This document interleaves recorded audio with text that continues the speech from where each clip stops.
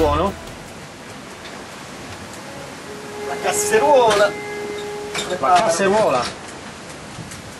Ah sì. Cos'è? A base di ingredienti segreti neozelandesi. Non ti sento, parla più A forte. base di ingredienti segreti norvegesi, svedesi. Ma se poi possono essere anche tedeschi, sempre segreti rimangono gli ingredienti. Ma è buona, non ti preoccupare.